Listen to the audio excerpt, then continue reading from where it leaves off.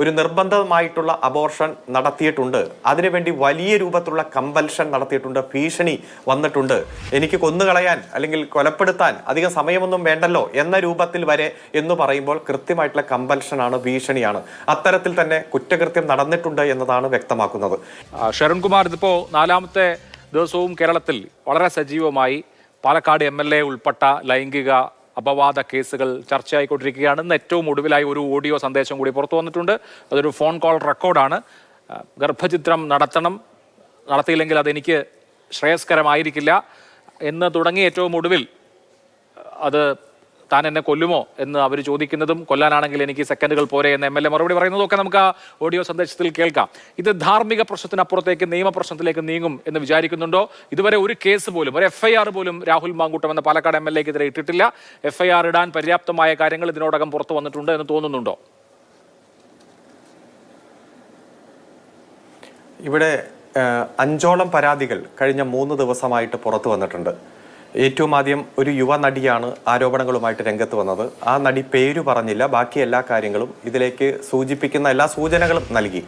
അതിനുശേഷം voice message ആയിട്ടും അതുപോലെ ടൈപ്പ്ഡ് മെസ്സേജ് ആയിട്ടും വീഡിയോ ആയിട്ടും എല്ലാമാണ് പുറത്തു വന്നത്. പക്ഷേ ഈ ഒരു സാഹചര്യത്തിൽ ഒരു വിക്ടിമും പരാതി കൊടുക്കാൻ നേരിട്ട് പോലീസിനെയോ കോടതിയോ സമീപിക്കാത്ത ഒരു പ്രശ്നം നിലനിൽക്കുന്നുണ്ട്. പക്ഷെ ഒരു ക്രിമിനൽ ആക്ടിവിറ്റീസുമായി ബന്ധപ്പെട്ടുകൊണ്ട് നമുക്കറിയാം, അതിന് നേരിട്ട് വിക്ടിം വരണമെന്നില്ല, ഒരു കംപ്ലൈന്റ് രജിസ്റ്റർ ചെയ്യാൻ വിക്ടിം വരണമെന്നില്ല. Criminal law can be set in motion by any person എന്നതാണ് അതിന്റെ തിയറി. ആർക്കും കൊടുക്കാം. അതിന്റെ ഭാഗമായി എറണാകുളം സെൻട്രൽ പോലീസ് സ്റ്റേഷനിലും അതുപോലെ ബാലാവകാശ കമ്മീഷനും എല്ലാം പരാതി വന്നതായിട്ടാണ് നാം മനസ്സിലാക്കുന്നത്. ബാലാവകാശ കമ്മീഷൻ കൃത്യമായി ഇപ്പൊ ഈ ഗർഭം ധരിച്ച സ്ത്രീ ആ കുട്ടിയെ പ്രസവിച്ചിട്ടുണ്ടോ, അതോ ഇടയ്ക്ക് വെച്ച് അത് അബോർഷൻ വരുത്തിയോ, ആ കുട്ടിക്ക് എന്തു സംഭവിച്ചു, എത്ര മാസമാണ് ആ കുട്ടിക്ക് അബോർഷൻ സംഭവിച്ചത് എന്നത് ഉൾപ്പെടെയുള്ള വിവരങ്ങൾ ശേഖരിക്കേണ്ടതുണ്ട്.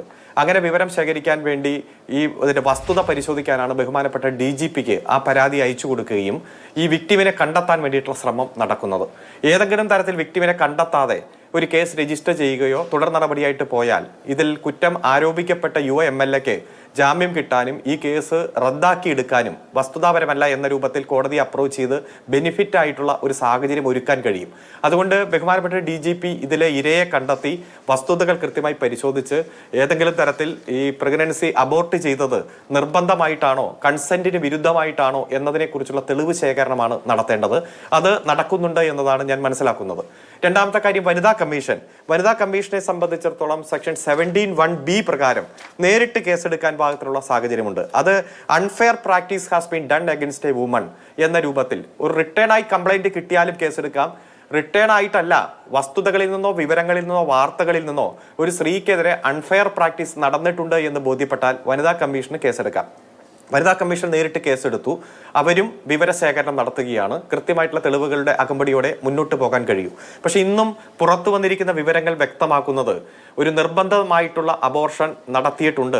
അതിനുവേണ്ടി വലിയ രൂപത്തിലുള്ള കമ്പൽഷൻ നടത്തിയിട്ടുണ്ട്. ഭീഷണി വന്നിട്ടുണ്ട്. എനിക്ക് കൊന്നുകളയാൻ അല്ലെങ്കിൽ കൊലപ്പെടുത്താൻ അധികം സമയമൊന്നും വേണ്ടല്ലോ എന്ന രൂപത്തിൽ വരെ എന്ന് പറയുമ്പോൾ കൃത്യമായിട്ടുള്ള കമ്പൽഷനാണ്, ഭീഷണിയാണ്. അത്തരത്തിൽ തന്നെ കുറ്റകൃത്യം നടന്നിട്ടുണ്ട് എന്നതാണ് വ്യക്തമാക്കുന്നത്. ഏതായാലും ചാനലുകളിലും പത്രങ്ങളിലൂടെയും വാർത്ത കൊടുക്കുന്നതിന് പകരം അല്ലെങ്കിൽ വെളിപ്പെടുത്തുന്നതിന് പകരം അവർ നിയമ സംവിധാനത്തെ പ്രയോജനപ്പെടുത്തുകയാണ് ഇത്തരം കേസുകളിലെ വിക്ടിം ചെയ്യേണ്ടത്, ഇരകൾ ചെയ്യേണ്ടത്. കാരണം ഇത്തരത്തിൽ നീതി നിഷേധിക്കുന്ന അല്ലെങ്കിൽ വലിയ തരത്തിലുള്ള ക്രിമിനൽ ആക്ടിവിറ്റി ചെയ്തിരിക്കുന്ന പ്രതി അതാരായാലും അവരെ നിയമത്തിൽ മുന്നിൽ കൊണ്ടുവരേണ്ട ഉത്തരവാദിത്വം ഇവിടുത്തെ ജനങ്ങൾക്കുണ്ട്, വിക്ടിമിനുണ്ട്, എല്ലാ വിഭാഗം ആളുകൾക്കുമുണ്ട്. അതുകൊണ്ട് ഞാൻ മനസ്സിലാക്കുന്നത് പോലീസ് സംവിധാനം കാര്യക്ഷമമായിട്ട് തന്നെ ഇത് അന്വേഷിക്കുന്നുണ്ട്.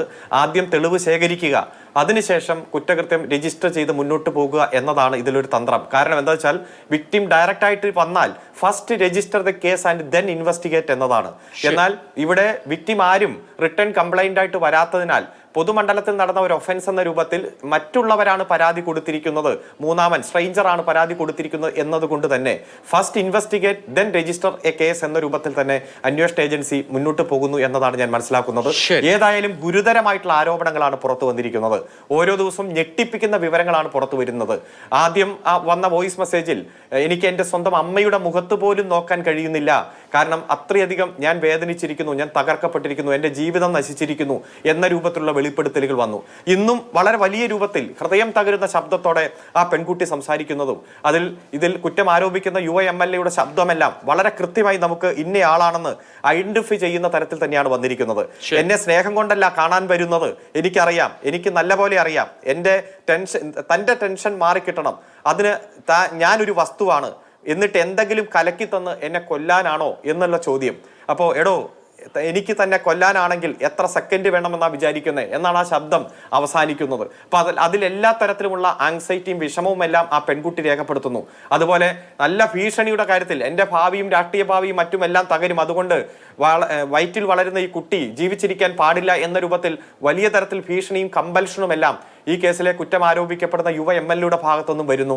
അതുകൊണ്ട് ഗുരുതരമായിട്ടുള്ള കുറ്റകൃത്യമാണ് അത്. പോലീസ് അതിന്റെ അന്വേഷണം മുന്നോട്ട് പോകുന്നു. ഇതിലെ ഇരകൾ, വിക്ടിം, അവരുടെ ബന്ധുക്കളും രംഗത്ത് വരണം. ഇത്തരത്തിലുള്ള സാഹചര്യം ഇനി ആർക്കും ഉണ്ടാകാതിരിക്കാൻ ഉള്ള സാഹചര്യം ഒരുക്കുന്ന തരത്തിലേക്ക് മുന്നോട്ട് പോകണം എന്ന് തന്നെയാണ് അഭിപ്രായം. കാരണം ഒരു ജനപ്രതിനിധി എന്ന രൂപത്തിൽ നൂറുകണക്കിന് ആളുകൾ അവിടെ പല ആവശ്യങ്ങൾക്ക് പല പ്രായത്തിലുള്ളവർ അപ്രോച്ച് ചെയ്യുന്ന ഒരു ഓഫീസാണ് MLA ഓഫീസ് എല്ലാം, ജനപ്രതിനിധികളെല്ലാം.